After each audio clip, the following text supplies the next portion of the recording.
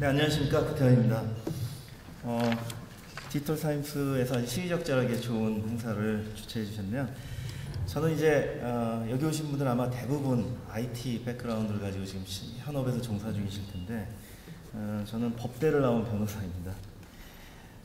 근데 외람되게 또 이런 데 초청해 주신 것은 이제 법률 문제가 이렇게 신산업이 막 등장할 때에는 많이 문제가 돼요.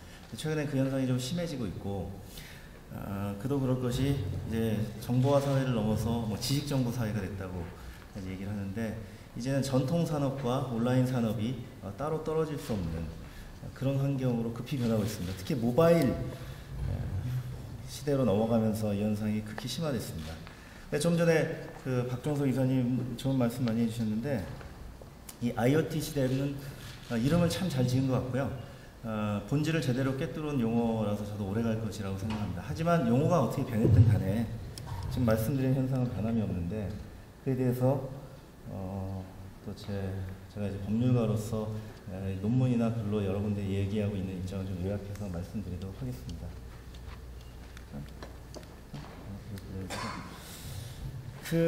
제가 이제 현상을 좀 현업이 변호사다 보니까 이쪽에 사회학적으로 깊게 연구하는 건 아닙니다.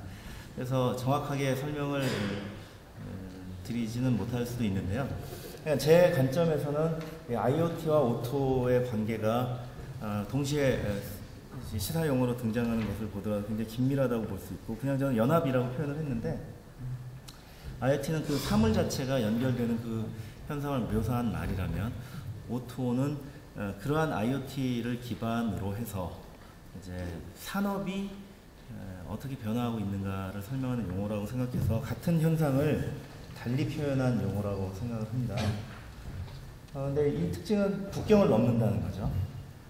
그리고 공습이 이루어지는 현상이 있습니다. 공습이라는 얘기는 공격자와 방어자가 있다는 말씀이잖아요. 어떤 말씀이냐면, 이제 두 번씩 넘어가서 한번 약간 50cm 부족한 모양인데 이쪽에서 발표를 해야 돼요. 왼쪽에 인터넷 띵스는 조금 전에 발표와 연결돼서 참 프로그램 배치가 잘 된 것 같습니다. 잘 이해하셨을 거고요. 사물간 연결사회, 초연결 사회 이런 식으로 말을 많이 하잖아요. 결국 사물이 왜 연결되느냐, 좀 전에 네스트 사례에서 같이 서비스를 제공하기 위해서이죠. 서비스는 반드시 산업으로 연결되고, 산업은 경제 문제가 있고, 경제는 곧 돈이며 돈은 곧 권력입니다. 돈 뒤에는 당연히 정치 권력도 좌우되게 되고, 정치 권력을 넣으면 국가 권력 간의 싸움이 생기죠. 모든 세계 대전은 뒤에 사실 경제 문제가 도사리고 있는 건 아니겠습니까? 우선 최근에도 일어나는 여러 가지 전쟁이고요. 그러면 이 IoT 발달은 이제 급속한 속도로 오토 현상의 심화를 초래하는데, 저는 왜 잘 안 되죠? 팔이 짧아서. 보시면 이제 전통적인 산업과 온라인 산업의 문제와 갈등은 잘 아시겠지만, 우리가 일반적으로 알고 있는 것은 음악, 출판, 게임 정도였습니다. 언론이 있는데 여기 언론이 좀 빠졌네요. 언론도 있죠. 출판 속에가 별도로 언론이 있는데, 우리나라 다음 네이버가 어느 나라보다 일찍 포털이라는 특이한 유형의 종합 인터넷 정보 서비스를 발전시켜서 이제 우리나라에는 특이하게 포털 두 업체가 사실 인터넷의 관문으로서 모든 서비스를 제공해서 말도 많고 비판도 많습니다만, 또 반면 잘하시는 세계적인 검색 엔진의 국내 진입을 또 어떻게 보면은 방어하고 있는 그런 또 측면도 있지 않습니까?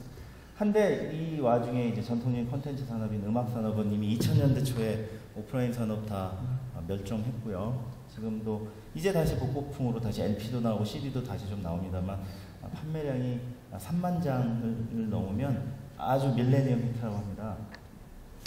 출판은 전자책으로 넘어가고 있죠. 게임은 이미 역시 오프라인, 이제 박스형 게임기 시장이 아직 있습니다만, 잘 아시는 스마트폰으로 모든 게 이루어져 있고요. 최근에는 우버나 기타 여러 가지 배달과 같이, 배달도 화물 운송입니다. 배달 앱들 전쟁 아시겠지만, 이제 오프라인 업체들이 온라인 서비스 업체에 계속 종속이 되어가고 있어요.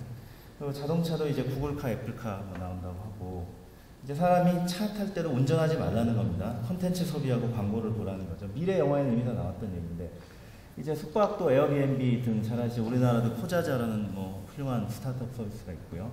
이제 핀테크 금융, 이렇게 과거에는 도저히 온라인 서비스가 될 수 없었던 것으로 보이는 것들이 이 모바일 기기, 또 연결된 컴퓨팅을 이용해서 가능해지고 있습니다. 의료는 우리나라 원칙적으로 금지되어 있죠. 금융은 전자금융거래법이라고 해서 부분 허용하고 있지만 최근에 핀테크는 금융회사가 아닌 IT 업체들에게도 금융에 참여할 기회를 달라라는 이제 이야기이고, 우리는 금융산업 위주로 규제가 촘촘히 쌓여져 있기 때문에 그에 대해서 이제 문을 여냐 마냐의 문제가 있는 것이지만, 중국은 아예 규제 자체가 없었기 때문에, 왜냐하면 공산당이 정하면 되니까 법이 필요 없잖아요. 그러니까 거기는 핀테크로 금방 넘어가서 알리바바, 알리페이, 은행도 주고 그렇게 가능한 것이고요. 미국은 진취적으로 그걸 열어주고 있는 것이고, 우리는 이제 논의가 막 시작 중에 있습니다. 그리고 의료는 정말 어려울 것 같은데 법적으로 금지되어 있어서 우리는 아직 시작을 못하고 있기 때문에 지금 이미 선진국들에는 여러 서비스가 나오고 있습니다. 우리는 원격 진료가 금지되어 있죠. 의사가 꼭 대면을 해야 됩니다. 그래서 비대면으로 가능한 여러 온라인 서비스가 아직 여러분들이 못 보고 계시고, 고작 한다는 게 병원 홈페이지 가서 진료 예약하는 거죠. 그 정도 수준입니다. 근데 해외는 이미 사진을 찍어서 전송하면 피부과 의사가 진료를 하고 한 건당 10불씩 받는 서비스가 이미 미국에서 출시되어 있고 그래요. 조만간일 것 같습니다. 그 센서 기술과 디바이스의 발전, 연결된 세상으로 이제 이런 것들이 모두 가능해지는데, 결국 보십시오. 이런 업종들은 다 전통적인 산업을 가지고 있는 것입니다. 그래서 최근에 우버는 우리 운수 사업이 극도로 반발해가지고 우버 X는 지금 종료했죠. 그래서 결국 저는 이제 보통 온라인 투 오프라인이라고 해서 용어를 보고 정말 적절히 표현했다고 생각했습니다. 이제 온라인 서비스를 장악한 기업들이 그 발달된 기술을 가지고 어쩔 바 모르는 오프라인 산업을 복속시켜 나가는, 장악시켜가는 그 현상이 오토라고 저는 이해를 하고요. 그래서 이거는 공습입니다. 이미 좀 전에 보여드린 표현처럼 여러 분야에서 이미 오래전에 시작된 것이고, 어떻게 보면 인터넷의 출발이 바로 이러한 현상의 출발이었던 것 같습니다. 네, 계속 보죠. 네, 그래서 인터넷이 등장할 때부터 내재해 있던 이 IT 기술이 오프라인을 장악해 나간다면 결국 이제 어떤 일들이 벌어질 것인가. 최근에 보면 충돌이 발생하는 거죠. 밑에 카카오 택시는 택시 기사들 또 운수사업체들과 적절히 협력을 해서 나가고 있었는데, 왜냐하면 택시를 기반으로 서비스 모델을 짰기 때문입니다. 근데 이제 우버는 그러지 않고 소위 우리나라에서는 불법인 나라시와 비슷한 일반 자가용 소유자들이 택시 사업을 하는 것처럼 만들어주다 보니까 이제 법률적인 충돌이 있었고, 대표이사가 기소에까지 이르게 된 것입니다. 이런 충돌 사태는 앞으로 어떤 영역에서 계속 발생할 거냐. 금융산업에서 많이 발생할 겁니다. 금융은 산업 전체가 규제예요. 아주 그물망과 같은 규제를 가지고 있습니다. 저는 이제 금융정보보호라는 분야에서 부분적으로 관여를 하다가 요즘에 이제 핀테크 쪽 논의로 좀 넘어가서 여러 가지 공부를 하고 있습니다만, 정말 금융 서비스 종류별로 다양한 규제가 이미 완성되어 있고, 그 플레이어만의 리그입니다. 진입장벽이 높기 때문에 그 진입장벽을 통과하지 않으면 안 되는데, 진입장벽의 요건에는 일단 자본 요건부터 시작해서 많은 요건들이 있습니다. 전자금융업자가 되려면 기본적으로 5억 원의 자본금이 필요합니다. 전자화폐 발행업은 50억 원이 필요하고요. 최근에 이제 인터넷 전문 은행을 설립한다고 하고 그 자본 요건을 얼마로 할지 정하겠다고 하는데, 언론에 나오는 최소한 1,000억 원이 있어야 된다는 거죠.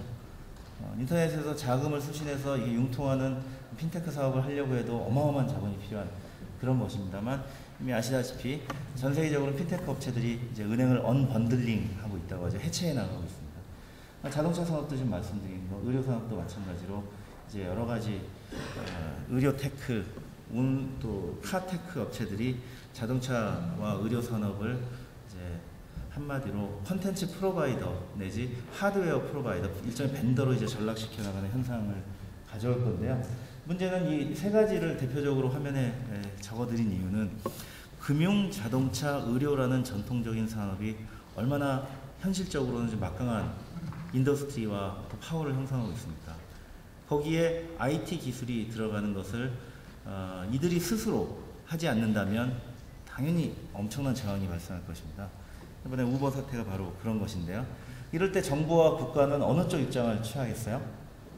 온라인 서비스 프로바이더보다는 전통 산업을 지키는 입장을 취하겠죠. 이번에 국회가 바로 법을 만들어서 우버를 명확하게 우버 X 서비스 모델은 바로 기존의 법의 해석의 여지가 있다 보니까 법을 즉시 개정해가지고 완전히 불법으로 선언해버린 것과 같은 이제 반격이 이루어지게 되는 겁니다. 그래, 다음인데요.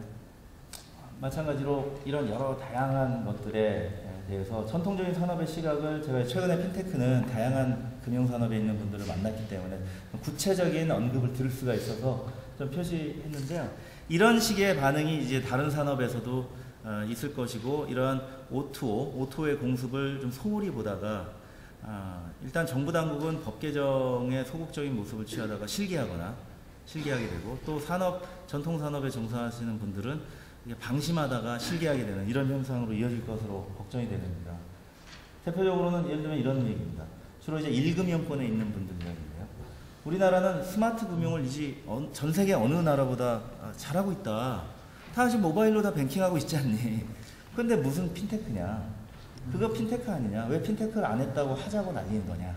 이런 식의 시각인 거죠. 핀테크는 금융회사가 주도가 돼서 하는 한 핀테크라고 할 수가 없습니다.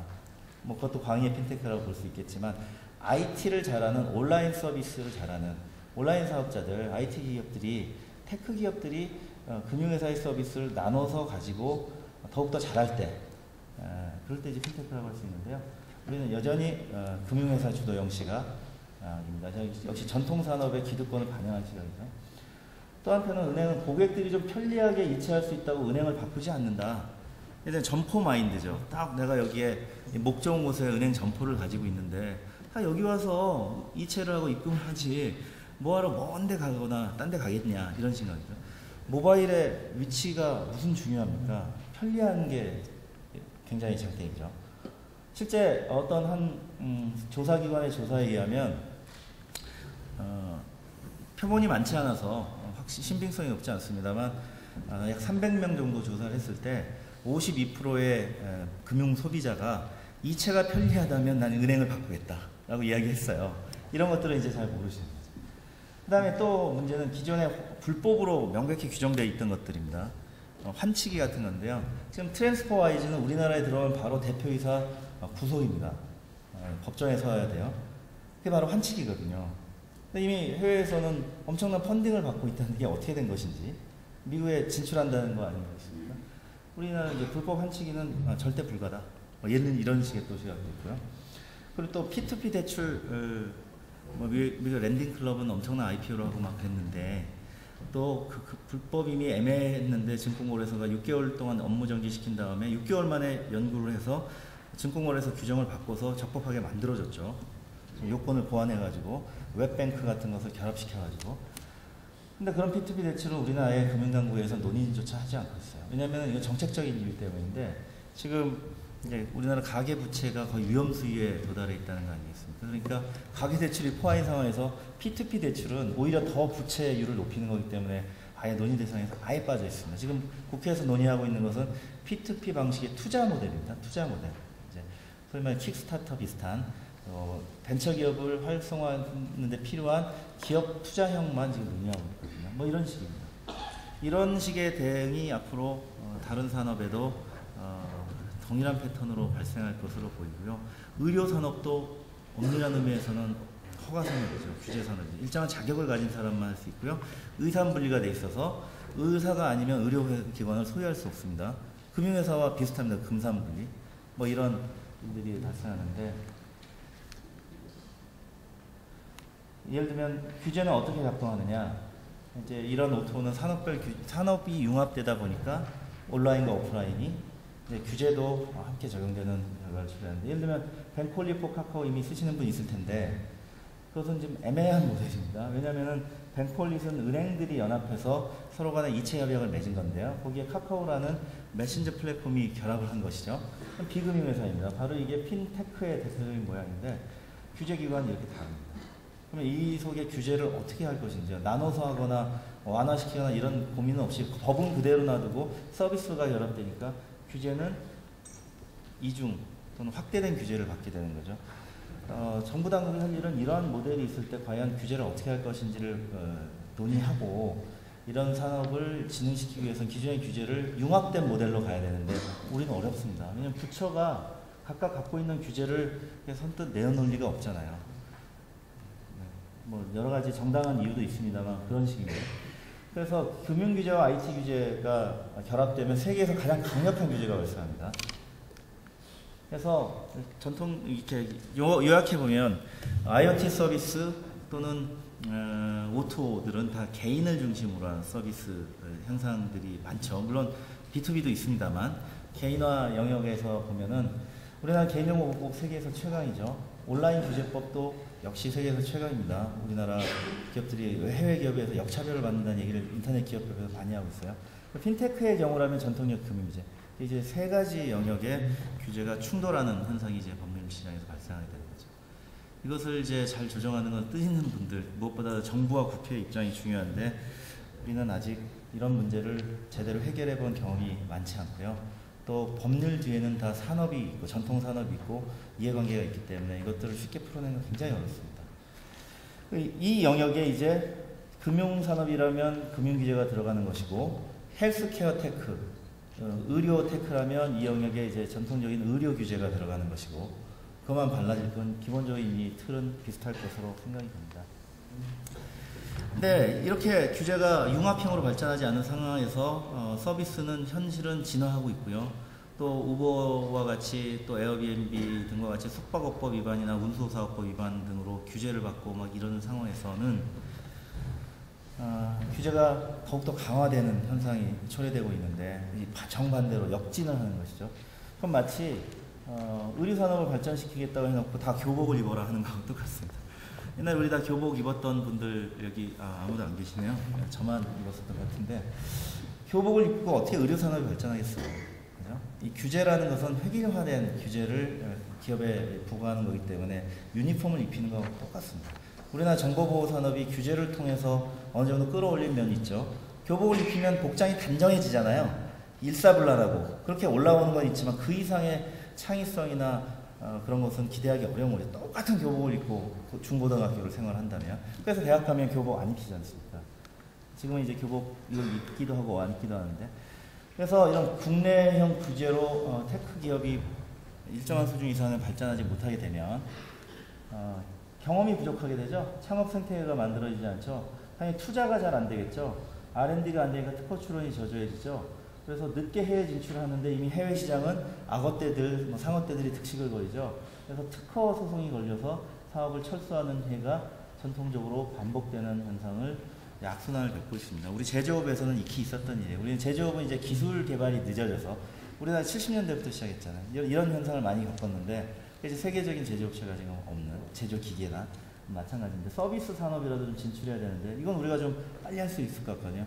근데 우리나라 규제는 너무 지금 촘촘합니다. 그래서 이제 규제 정책을 정부 당국에 좀 말씀드리고 싶은 것은 이건 국내 문제가 아닙니다. 우물안 규제를 하고 우물안에서 개구리를 키우는 시절이 아니기 때문에 글로벌 경쟁력 관점에서 규제 정책을 전체적으로 재편하고 부처가 모여서 상의를 해야 된다는 말씀입니다. 지금 뭐 제가 이제 테크엠이라는 잡지의 편집자문위원이라서 그림을 좀 가지고 왔는데 이런 상황인 거죠. 지구가 그냥 뭐 서비스망으로 연결된 이 클라우드망, 인터넷망에서는 서비스 경쟁을 하고 있는데 그 중에서 우리나라만 규제가 심각하다면 도대체 세계적으로 높은 빌딩, 저 빌딩은 아무래도 큰 산업과 서비스를 상징하는 것일 때 이렇게 할 수가 있겠습니까? 결국 우리나라 그리고 또 하나 우리나라에 국내 데이터 센터가 없죠. 세계적인 기업들에 최근에 구글 캠퍼스 오픈해서 대통령님도 가셨습니다만 그거는 데이터 센터처럼 서비스에 관련된 데이터가 저장되는 곳은 당연히 아닙니다. 왜 데이터 센터가 없겠어요? 개인정보보호법 때문에 해외로 가지고 나갈 수가 없거든요. 예를 들면 그런 식이죠. 그리고서 왜 해외 기업들 우리나라에 데이터 센터를 짓지 않을까? 왜 유치가 안 될까? 뭐 이런 얘기를 합니다. 규제도 이런 현상이 상당히 영향을 미치는 겁니다. 그럼 결국 국내 기반 서비스가 역차별 등으로 약화되면 해외 서비스를 다 이용하잖아요. 이건 국가적인 안보 문제로까지 연결됩니다. 여러분들도 이미 구글폰, 애플폰 뭐 다 들고 계실 텐데 그 안에 있는 정보는 그 로컬 메모리에 저장된 것 말고는 전부 클라우드에 들어가 있어요. 어디에요? 우리나라에 없습니다. 그럼 미래 한국의 정보는 다 한국에 없게 될 수 있잖아요. 그래서 IT 산업을 지금 특히 서비스 산업을 키워야 되는 이유가 이거거든요. 정보가 국력인데 정보가 우리나라에 없을 때 어떻게 국력을 지킬 수 있을까? 그런 문제로까지 연결이 됩니다. 그래서 자, 예전에 간편결제 중에 대표적으로 법 규제를 풀어낸 드문 케이스가 있는데요. 진정한 간편결제 이런 것이 있다고 해서 제가 소개를 좀 하고 또 최근에 또 문제되는 로켓 배송 같은 거 이런 건 고객에게는 분명히 유익한 서비스인데도 전통적인 운수산업과 또 충돌이 발생하는 거죠. 이게 바로 그 O2O의 충돌 현상의 또 하나의 사례이기도 한데 상품 가격에 포함되는지에 따라서 상품 가격에 포함되었는지에 대한 판단을 국토부가 판단하지 않고 고발해서 법원의 판단을 받아야 한다는 입장입니다. 정부 입장이 이렇게 결정적인 순간에는 전통적인 산업을 반영해서 나약해지는데요.